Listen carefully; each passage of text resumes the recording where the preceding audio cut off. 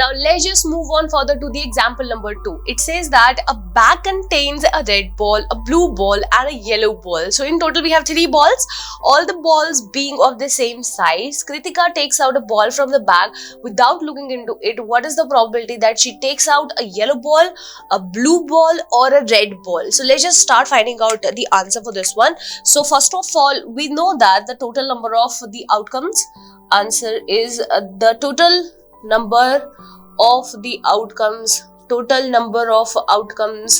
are nothing but R3, because there is one red ball. Let us suppose if I am writing R as for the red ball, one blue ball, B for blue, and one yellow ball, Y is for yellow. So let us suppose if I am writing that as the total number of outcomes according to this question, that we are getting is total 3, because there is one blue, one red, one yellow ball. So in total there are 3 balls. Now we know that all the outcomes are equally likely, and we know that outcomes are equally likely because Kritika is taking out the ball without looking into the bag, because it is already given to us that outcomes are equally likely because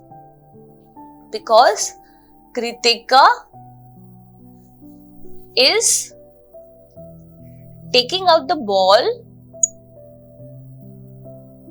without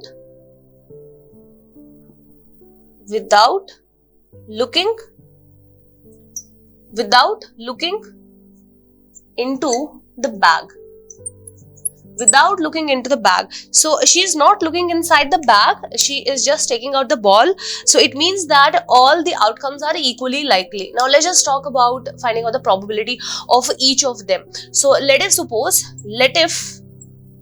we are taking E, or let us suppose if I'll take R, let us suppose I'm taking Y as an event. Let if we are taking the events as Y means getting a yellow ball, B means getting a blue ball, and R means getting a red ball.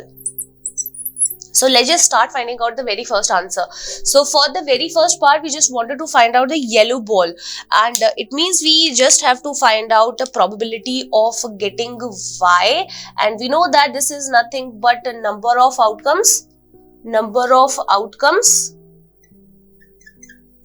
favorable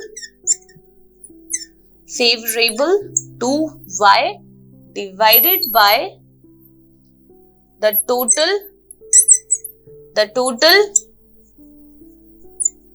number of outcomes divided by the total number of the outcomes. Now as you can see, this is nothing but the classical approach, and thus let us suppose if I'll substitute the value, we know that the number of outcomes that are favorable to Y is only 1, because there is only one Y ball. So this is 1 divided by the total number of the outcomes. We know that the total number of outcomes are 3, so the probability of getting a yellow ball is nothing but 1 by 3.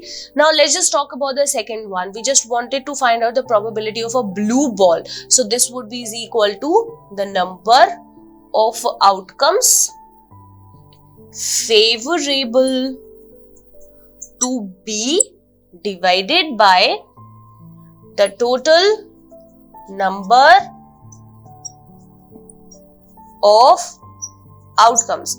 So this would be nothing but number of outcomes which are favorable to B. As we can see, we have only one blue ball, so this would be 1 divided by total number of outcomes. This would be nothing but 3. So the answer for the very first part is 1 by 3. The answer for the second part is also 1 by 3.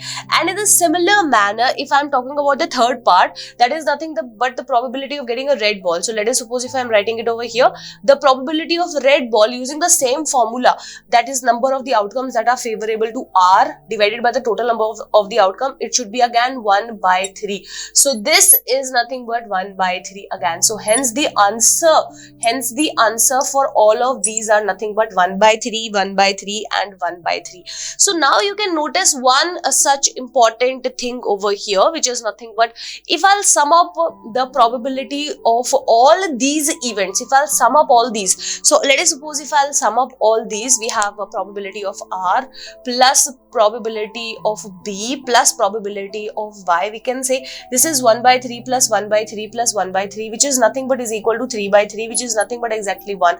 So here we are getting the sum of all the probabilities of the possible outcomes as nothing but 1. Moreover, all these probabilities are lying in between 0 and 1, in between 0 and 1. So we can also deduct this particular note from this, that all the probabilities are definitely lying in between 0 and 1, and we also know that the probability of the events always lie or occur in between 0 and 1 only. And furthermore, if these events are all the possible outcomes of this particular experiment, then their sum up is actually coming out to be is equal to 1. So this is all about this particular example.